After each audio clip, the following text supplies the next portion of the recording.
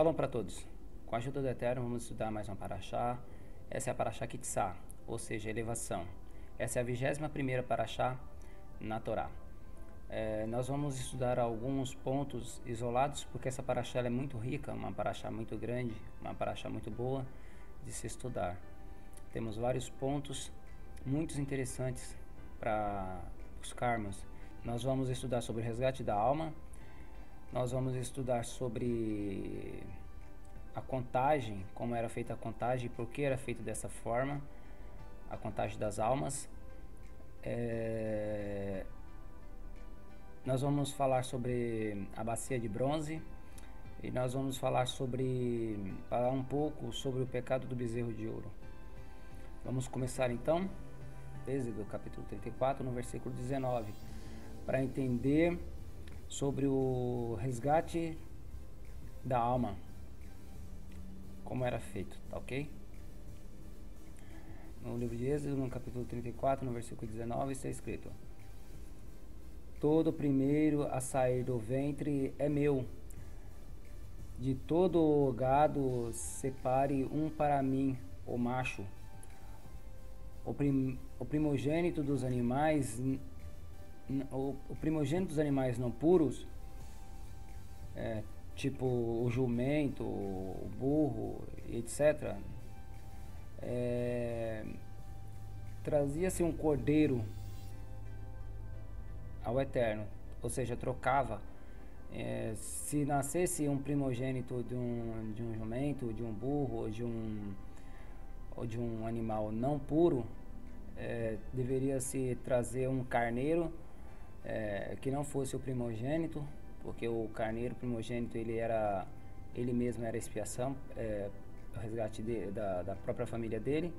Então o primogênito dos animais não puros era feito por um animal puro, levava-se um carneiro em troca, camelo não puro, outros tipos de animais. Então quando nascia um primogênito do animal não puro, levava-se um carneiro de 1 ano perante o Eterno, e ele era feito o sacrifício desse animal em troca, porque o animal não puro não podia entrar ao templo, não podia acessar o local santo. O Mishkan, que é o tabernáculo, não podia acessar. Então quando a pessoa não tinha um carneiro ou um dinheiro para fazer o resgate desse animal não puro, se quebrava o pescoço do animal não puro, do primogênito, tá ok? Mas e o homem? Vamos para o livro de Números, Bamidbar, no capítulo 3, no versículo 11. Assim disse Adonai a Moshe: eu tomei os levitas dentre o povo de Israel, em lugar de todo primogênito macho, o primeiro que saía do ventre dentre o povo de Israel, os levitas serão meus. Como os animais puros representava tanto a sua própria família e também representavam os animais não puros, os levitas eles vêm tomando o lugar de toda a casa de Israel como primogênito, não fazendo sacrifício, porque do homem não se faz sacrifício, mas os levitas eles faziam serviços ao Eterno. Era o sacrifício dos levitas servir ao Eterno. É tanto que os levitas não tinham posses de terras e nem bens, não podiam ter, e também é uma proibição das 12 tribos casarem entre si, por causa dessas posses, que os bens de uma tribo não podia passar para outra tribo, porque no casamento tem o dote, e muitas das vezes cobra-se muito caro pelo dote, e também as terras do homem também não podia passar para a mulher.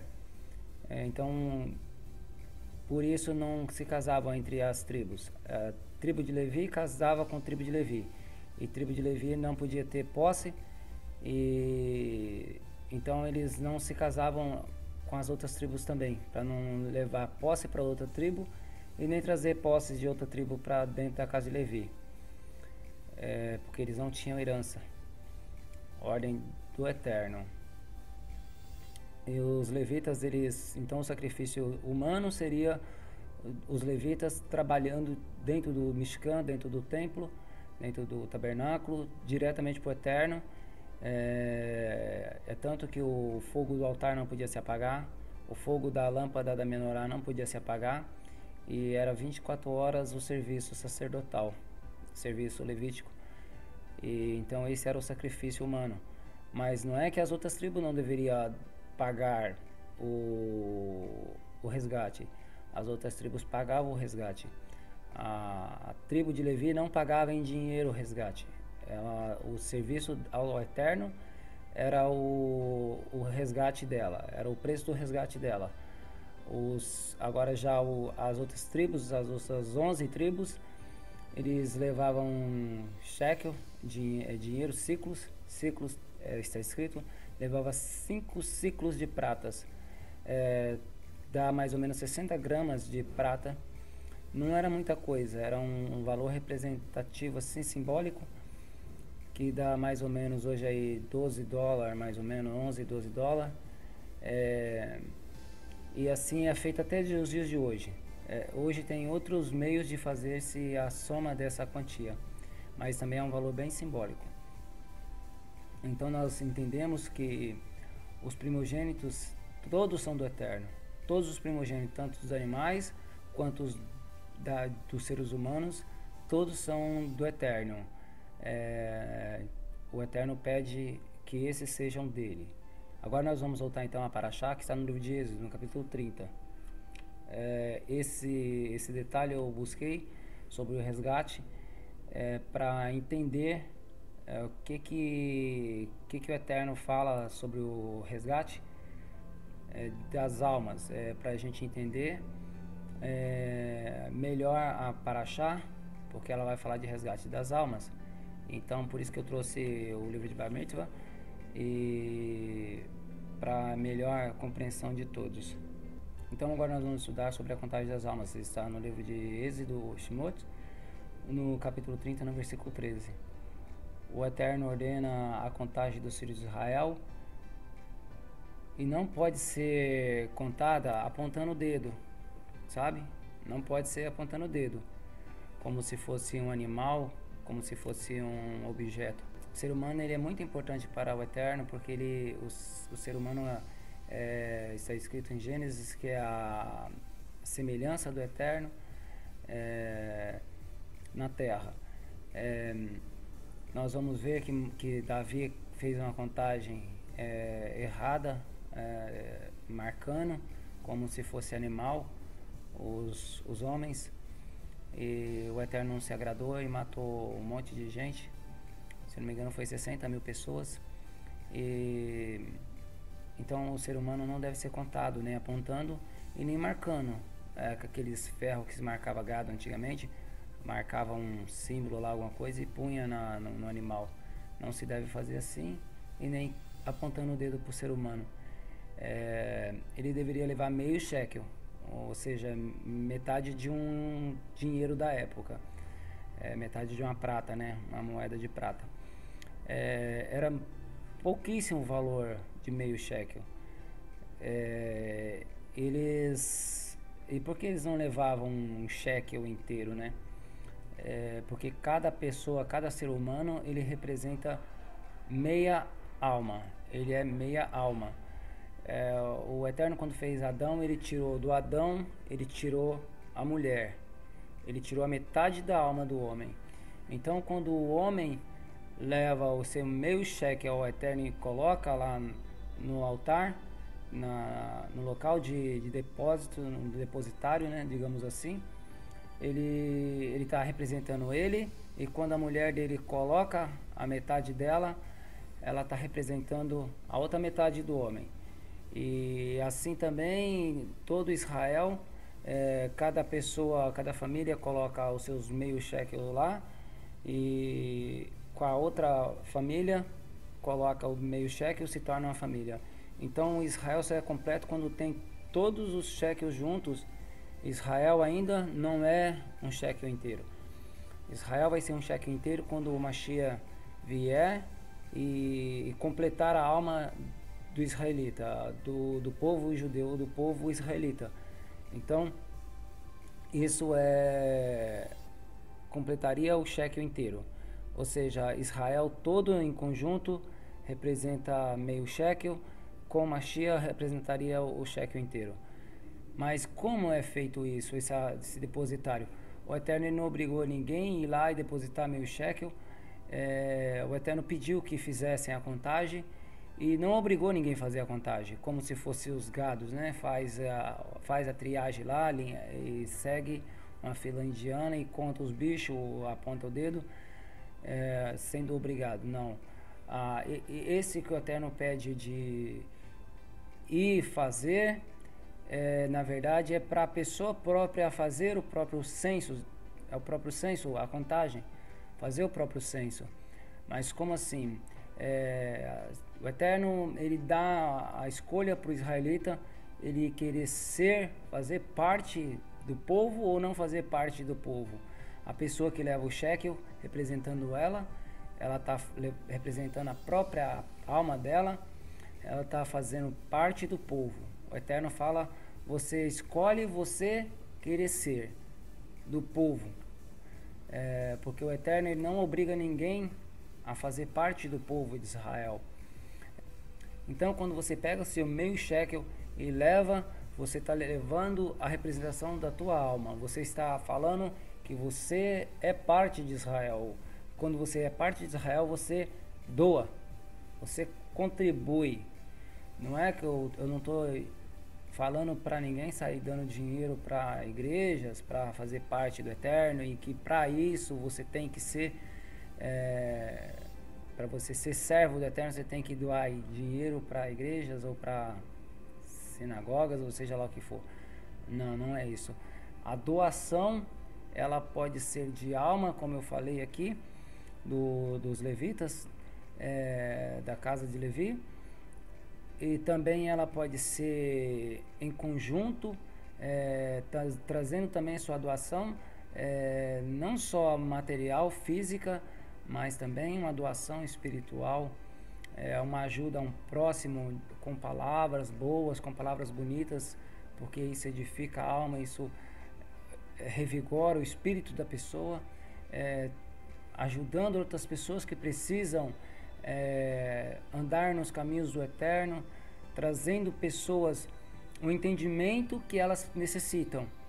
O judaísmo, ele cada um faz o que tem que ser feito, cumpre Torá, e aquela pessoa que quer se achegar a Israel, quer se achegar ao judaísmo, elas são bem-vindas. Nós apresentamos para ela a Torá, apresentamos os mandamentos, e se a pessoa aceitar e quiser seguir, essa pessoa ela vai ser instruída, e essa pessoa ela tem que ser vigiada num termo de conduzida pouco a pouco,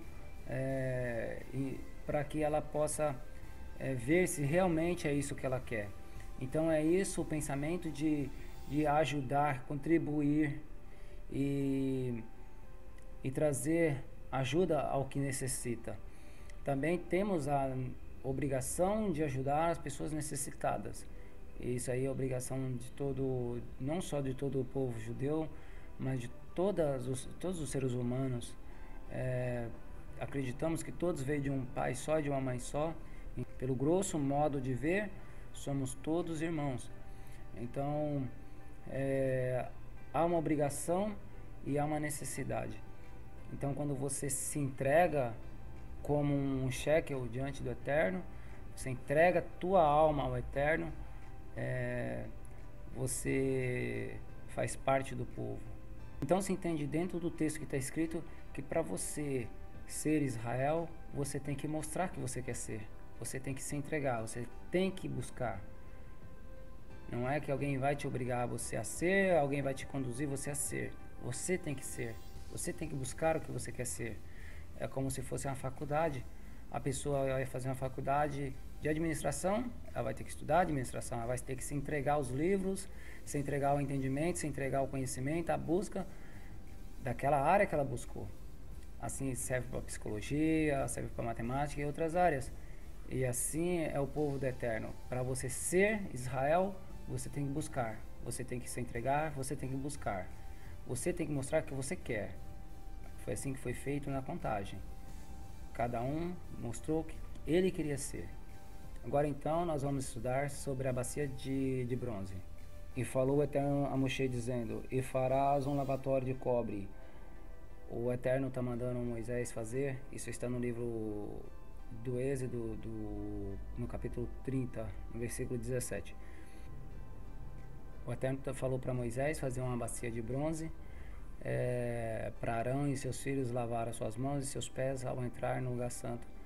E desse rito aí se surgiu o Netilat Yadayim, ou seja, lavagem das mãos, que nós judeus fazemos até hoje. E através desse rito nós demonstramos respeito ao fazer serviços ao Eterno. Todos os serviços ao Eterno nós fazemos lavagem das mãos. E até o comer é um serviço ao Eterno. Então nós fazemos esse serviço até hoje através desse rito.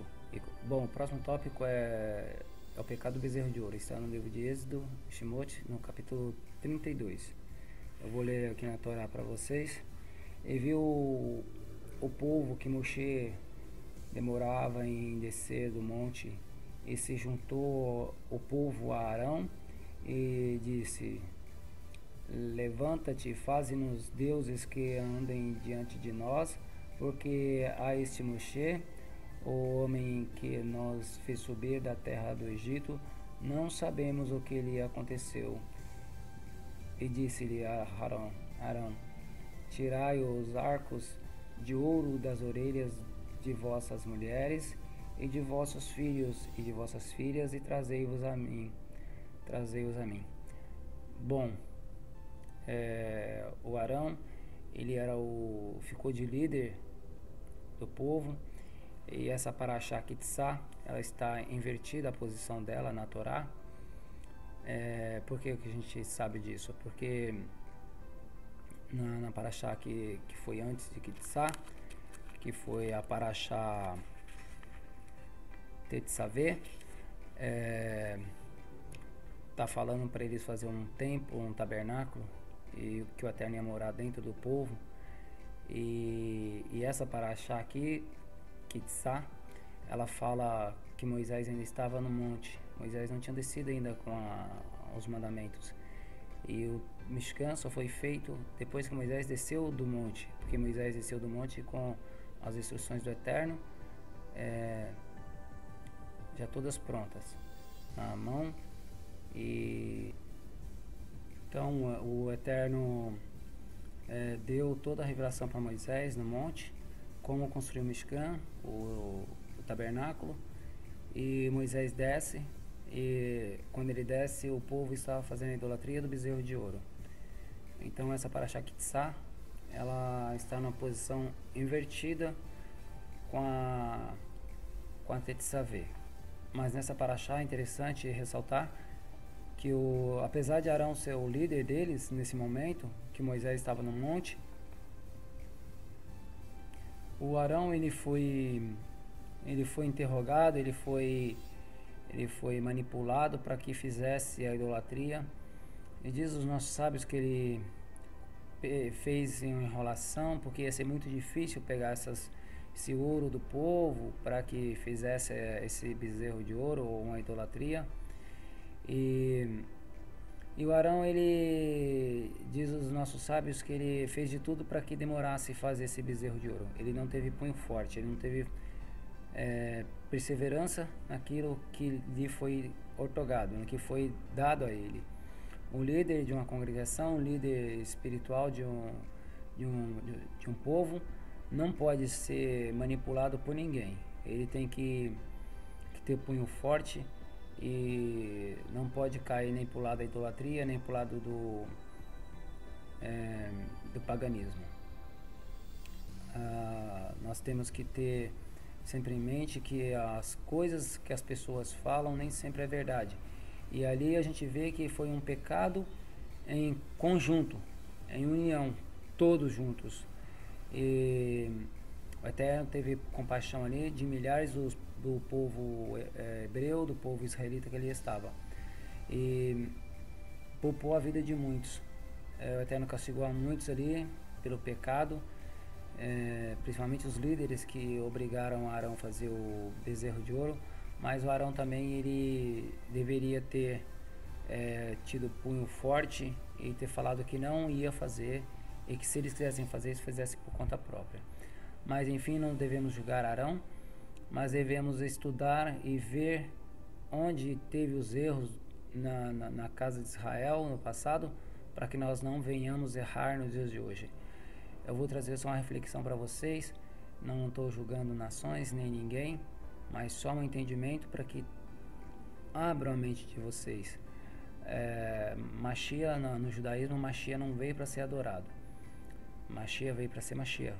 Como eu vim para ser o que eu sou, quem eu sou, Mashiach também veio para ser Mashiach. Ele tem um nível, Mashiach tem um nível acima do ser humano, pelo nível de espiritualidade, pelo nível de conexão com o Eterno. Mas ele não veio para ser adorado. Mashiach não é adorado no judaísmo. Nós temos que abrir a nossa mente para entender o que é o bezerro de ouro. Por que o Eterno permitiu que fizesse o bezerro de ouro? Primeiro, bezerro é filho. Bezerro é filho. O boi, no contexto da Torá, ele representa força. Então, o bezerro, então, seria filho da força. Iluminação, ouro reluz, brilho. Então, o filho que brilha. E quando você lê na Torá, o que está escrito sobre o bezerro de ouro, está escrito: eis aí o vosso Elohim, o vosso Deus, o Elohim no hebraico é força, que tirou vocês do Egito, ó Israel. Assim está escrito. E então nós temos que ter cuidado ao idolatrarmos qualquer coisa, indiferente de quem seja ou de que seja. Nós temos que ter muito entendimento para que não venhamos cair em idolatria. Que o Eterno abençoe a todos. Não estou atacando religiões nem ninguém, mas que nós possamos refletir um pouco mais nas coisas do Eterno, porque nós recitamos o chamar todos os dias de manhã, à tarde e à noite, ao anoitecer, e nós proclamamos que o Eterno é um, de unidade. E unidade não se divide nem 2, nem 3, nem 5, nem 20. Unidade é unidade. Não existe uma unidade ser várias coisas. Uma unidade já fala, é unidade. E o Shema Israel fala que o Eterno é um. Isso está escrito em Devarim. Então nós recitamos que o Eterno é um e Ele é um. Então temos que tomar muito cuidado, porque ali o Israel não fez outro Deus para eles, não fez outro Elohim. Eles fez uma representação do Eterno, alguém que representa o Eterno. Como o Eterno se parece? O Eterno não se parece com nada nem com ninguém. O Eterno não se parece com sua criatura e nem com natureza. O Eterno não parece com a natureza que foi criada. Tudo foi criado por Ele, e Ele não se parece com nada do que foi criado. Por isso que Ele não apareceu para Moisés na sarça. Ele não apareceu em forma de homem, não apareceu em forma de animal, e não apareceu em forma de nada. Ele apareceu em forma de fogo, porque o fogo balança o fogo, para onde sopra o vento balança o fogo. E quando ele desceu sobre o monte Sinai, que o monte fumegou, está escrito fumegou, pegou fogo, também ele apareceu em forma de fogo. Ele não apareceu em forma de objeto, nem em forma de animal, nem em forma de gente. E se o Eterno quisesse que se parecesse com alguém, ele aparecia na figura daquela pessoa. Tá ok? Então que o Eterno abençoe a todos, ilumine a todos, para que nós possamos refletir cada dia mais nas coisas do Eterno e entender mais sobre as coisas do Eterno. Que o Eterno abençoe a todos. Shalom Aleichem.